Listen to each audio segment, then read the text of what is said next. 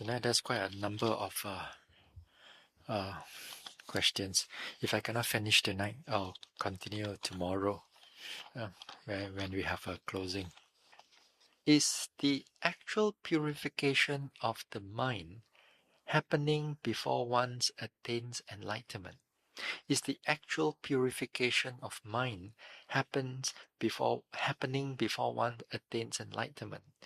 If yes, at which stage of insight knowledge does it start being purified and how? If yes, at which stage? Now, when you say purification of mind, that what we are doing over here, before you attain enlightenment, that the process of purification of the mind is already taking place. Now, the purification comes in like different levels. To give you an understanding is that, that day I talked about why do we need to notice all this arising, passing away, the change and so on? Why do we need to notice this change and this anicca and this impermanence? Because it wants to overcome or to abandon the wrong perception of permanence. To see that all phenomena is impermanent, whether the mind or body process is impermanent, so that internally the mind begins to see itself, and therefore slowly the abandoning of the wrong perception of permanence begins to take place. For example, anatta. You see the conditioning again and again. You see the conditioning. You see that all the nature that you are noticing, you cannot control it. It comes on its own. It goes on its own.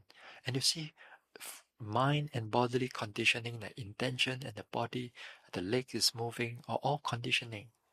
So you see those aspects. Why we see this aspect? Because behind it is the abandon of a self. Abandon self means abandon of something that's controlling. That controlling could be God, external controlling, could be some soul that is controlling, can be some internal controller or external controller, or the I is the one that is controlled. So here, you begin to abandon all this idea.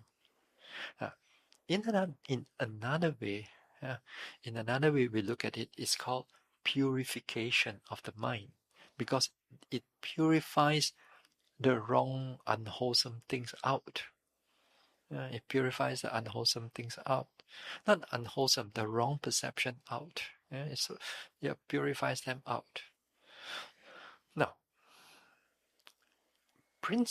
so there are different ways of what we look at purification, but in general, when we look at purification of the mind, is the moment you start noting your object, your purification starts. You stop, purification also stop. Because every level of you develop, every moment that you develop in this vipassana development, all depends on one purification, one noting and another noting and another noting and another noting and another noting and another noting continuously. And all these things, when they pass through certain things, we call it this insight or that insight, this purification or that purification. We give names towards it. But in reality, the moment you start noting, lifting, pushing, dropping, rising, falling, all this purification starts. Okay? Purification starts. You don't have a name for all this, which purification or which insight. If as long as you note carefully, you can go all the way to realize Nibbana. During the Buddha's time, this 16 insight knowledge was not mentioned, It's only like in the commentaries that these words are mentioned, but they are still correct because it derived from the suttas. It's perfectly correct, not that they are wrong. So there are also during Buddha's time, the monks, they don't have the concept of all these things. They just know how to practice. The Buddha gave them the instruction, they practice, therefore enlightened arahant there. They don't know much about, they know some understanding of the Buddha. Because during the Buddha's time, you cannot get to see the Buddha all the time, Hey, the Buddha is roaming the whole in the northern India, especially. Northern India is quite far away. Uh, it's about 1,000 miles apart. So, and they are walking. So, not every time you get to see the Buddha. Yeah. So they may be monks and proclaiming about some Dharma and so on, but they don't get the this one. So they can get instruction of the Buddha, they go and practice, and they already, they push themselves, and then enlightened take place, So they may not have so much of the Dharma knowledge like what you may have right now, through what you see from here, recordings and so on, YouTube, and this video, that video, so many right now. During the Buddha's time, they don't have this. Everything is only by memory. Everything by memory. So other words, purification starts.